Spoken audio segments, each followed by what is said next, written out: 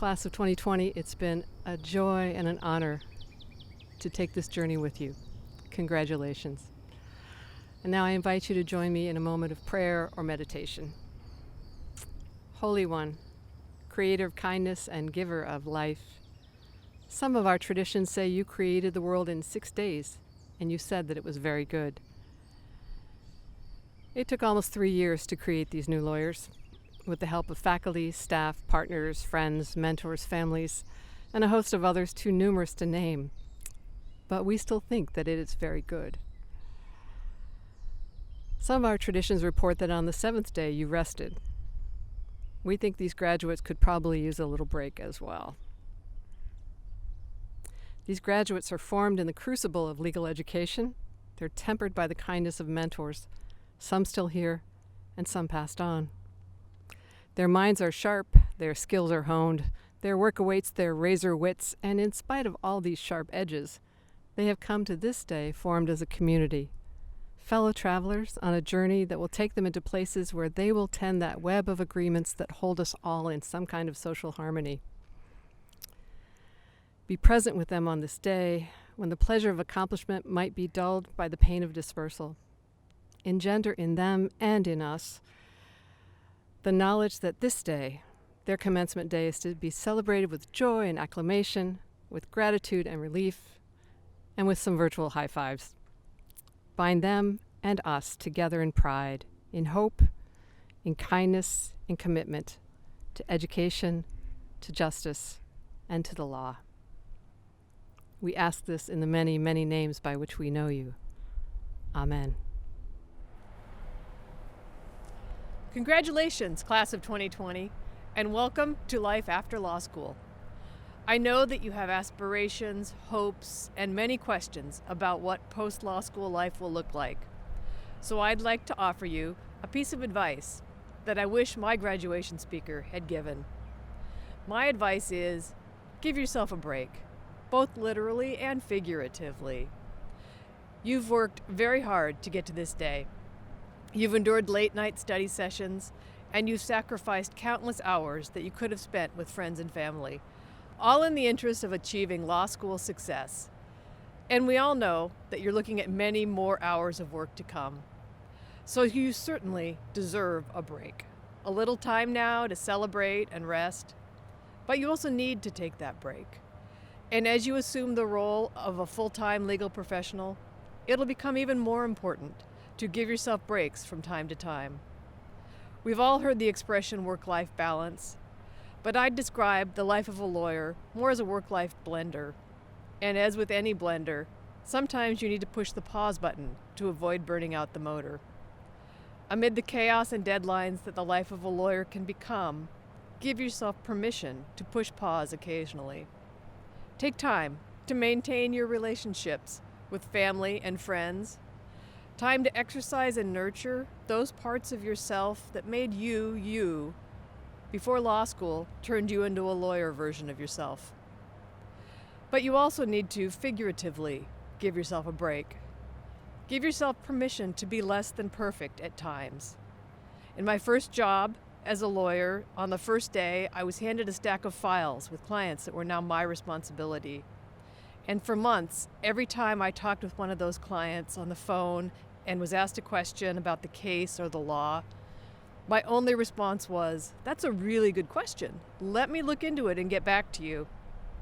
I felt like a fraud. I knew that other lawyers in the office could have answered the questions easily and instantly.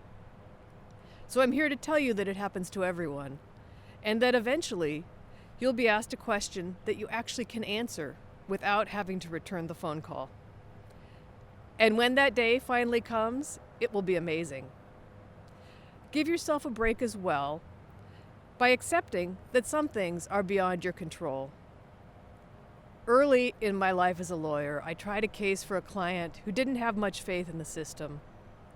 He held it together through his own testimony on the witness stand. But when the other side's expert started testifying, my client lost it. He stood up from his seat at counsel table, yelled, "You're lying," and stormed out of the courtroom. He stayed away through the rest of the witness testimony, through closing arguments, and through the reading of the verdict. Contrary to what popular movies might suggest, it turns out that kind of courtroom drama is not an effective trial strategy. After I lost that trial and spent time beating myself up about failing to adequately prepare the client, I needed to turn to my coworkers, who finally convinced me that some things just happen. Which brings me to a final way that you need to give yourself a break. Give yourself permission to decide that you don't like certain aspects of the job you've taken, even if it's the job to which you aspired from before law school. Take time to reflect and be self-aware about the parts of your job that you do enjoy or do find satisfying, and then be open for the opportunities to shift your career in that new direction. For me, I realized that I disliked the unpredictability of trial work, but it turned out that I liked my cases in the bizarre administrative world of workers' compensation law, because they so often required me to read and make sense of newly rewritten statutes. I realized that I liked statutory construction, and that I liked constructing written arguments that explained the meaning of those statutes. You just never know. So be open to the possibility that what brings you greater satisfaction lies in an area of law or field of practice that you never thought you would enjoy. And be alert to the opportunities to shift your legal career in a direction that you find more satisfying. Be open as well to the possibility that whatever your day job, satisfaction can come from using your new skills and knowledge to help those in our society who have more trouble gaining access to justice. Your law school education has taught you that there are many problems for which the legal system might provide a solution. And you've learned how to find and make use of the tools to create that solution. That is an incredible power. It's also an incredible privilege. So as you graduate from this university, whose motto translates to "Not unto ourselves alone are we born," please be open to the many opportunities that you will find to use your knowledge for the benefit of those who most need it. Who knows? You might even find that time spent helping those most in need is exactly the kind of break that you need. Do good and stay well.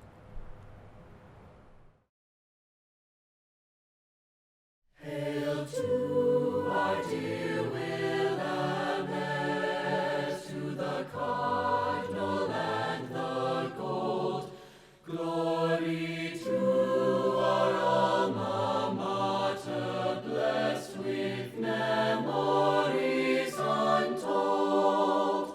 Your teaching in the years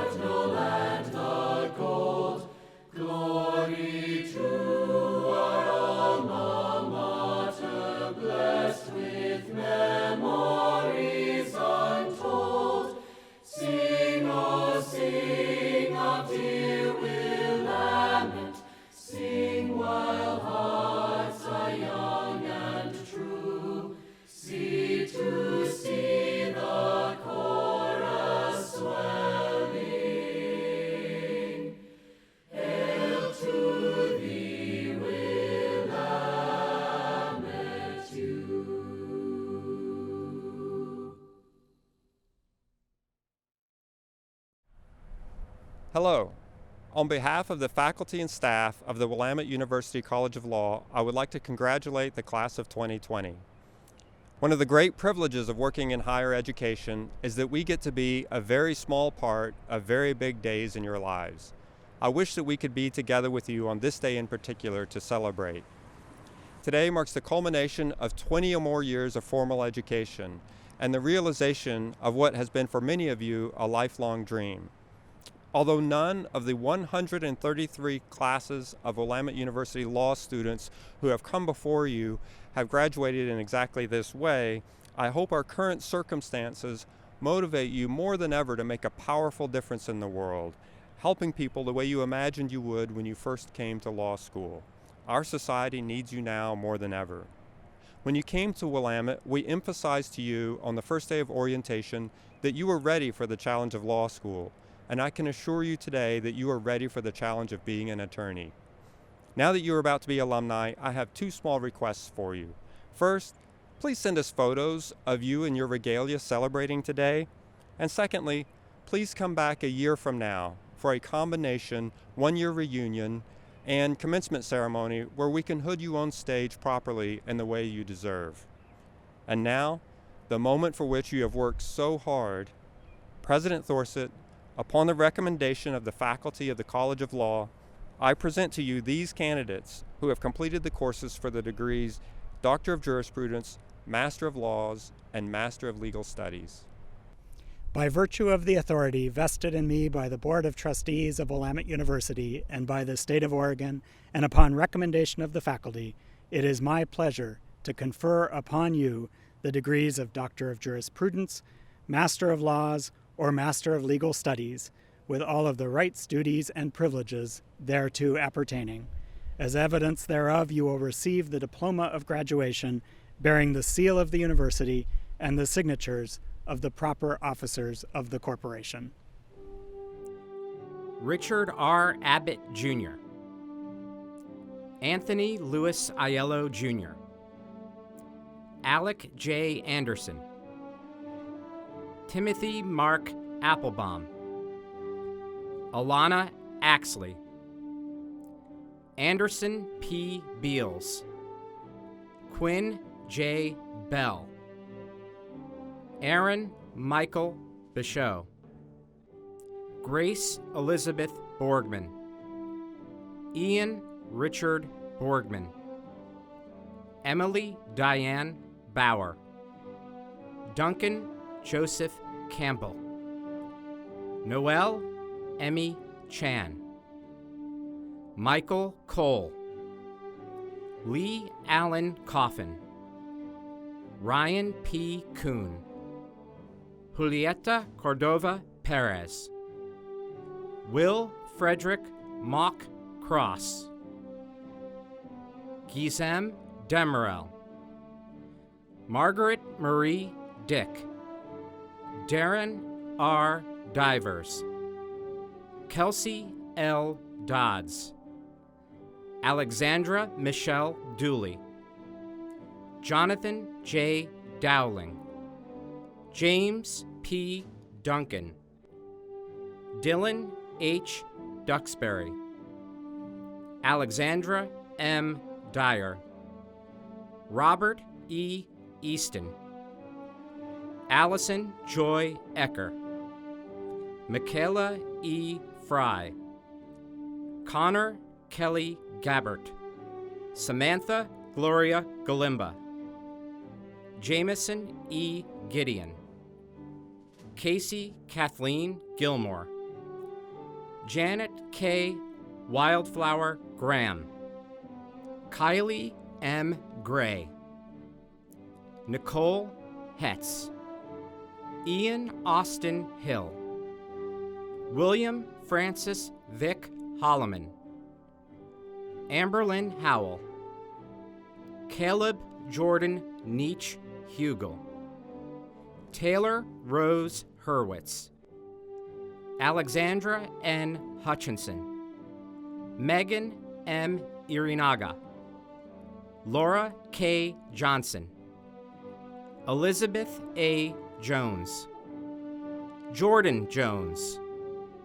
Mary Karam, James L. Keithley, Samantha Ann Clausen, Philip M.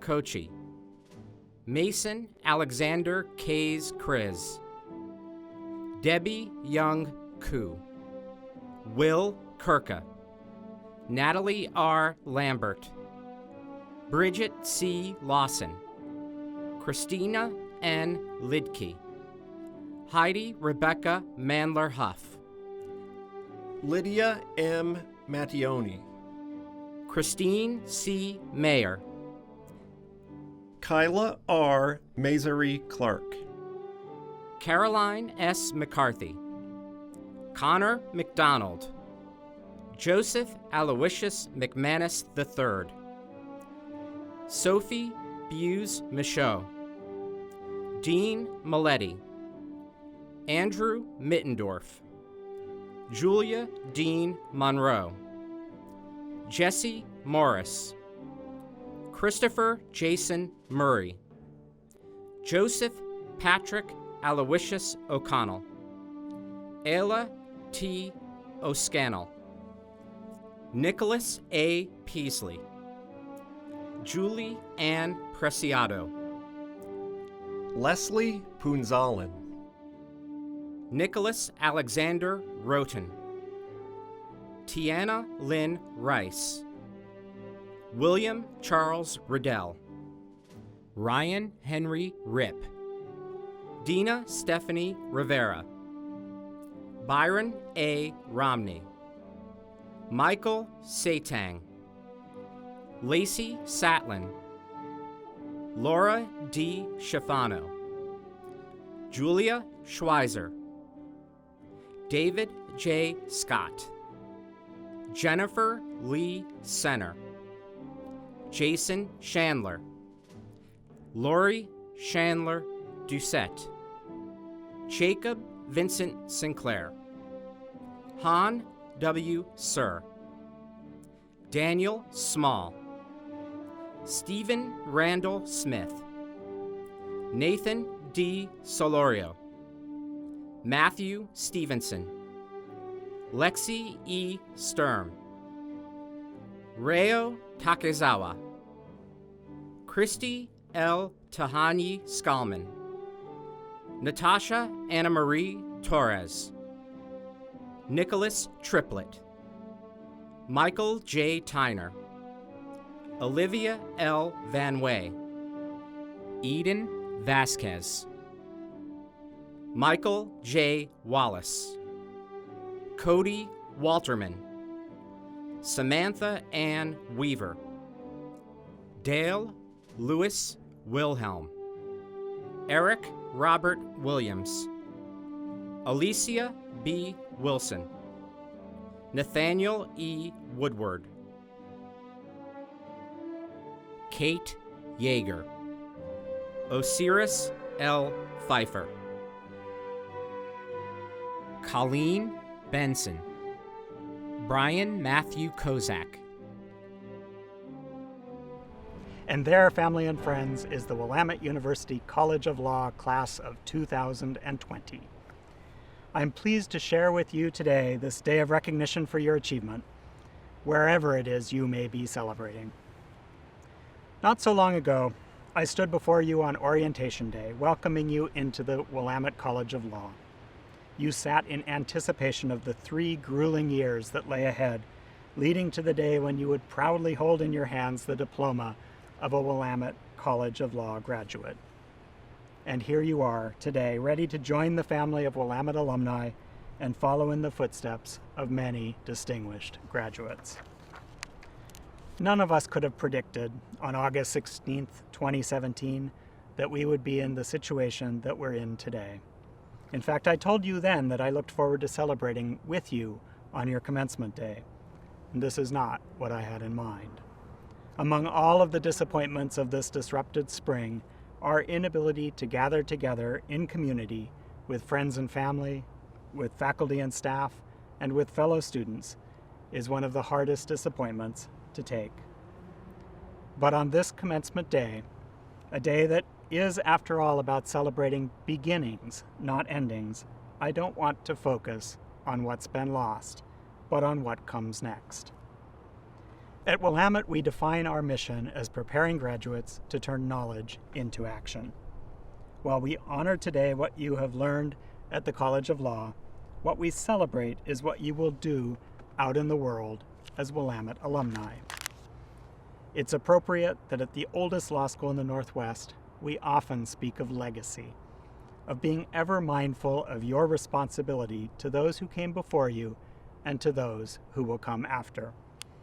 And the idea that how we live our lives and the decisions that we make today will shape the world we lead to generations yet to come.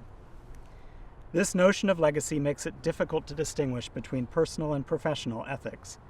Your conduct as lawyers and leaders must be thoughtful and disciplined, and it must reflect the values of the broad-minded and well-educated person that you are. The career path that you have chosen is one that seeks truth and reflects the values that strengthen us as a nation. To practice law, to be an officer of the court, is a great privilege. Use that privilege wisely and with a steady hand.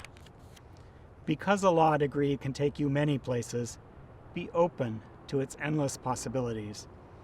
Commit yourself to the service of those things that will endure beyond your own life, that foster the eternal values of truth, justice, mercy, kindness, and goodwill among all people. Dedicate your life to something that will outlast you. At this difficult moment for our nation and our world, and let's be honest, perhaps not the easiest moment to be looking for a new job, know that we have confidence in you. Indeed, this hard time is also a time of remarkable opportunity. While people of my generation are trying to answer the question, how do we return to normal? You have a chance and a responsibility to do even greater work. Having seen the fragility of our economic structures, you must build a politics that protects the most vulnerable. Having experienced social distancing, you must build a society that leaves no one truly alone.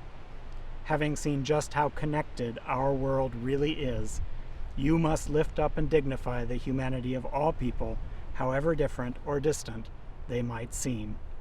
In short, you, class of 2020, have been called not to remake what came before, but to build a better and more just world. You don't face this challenge alone. You are all Bearcats together, and I would predict that in the years ahead, the abrupt sundering of our physical community will fade in importance as you recall the shared experiences that you had together here at Willamette. You will always be a part of this university, your alma mater. We will take pride in your successes. We will remember you and tell stories about you.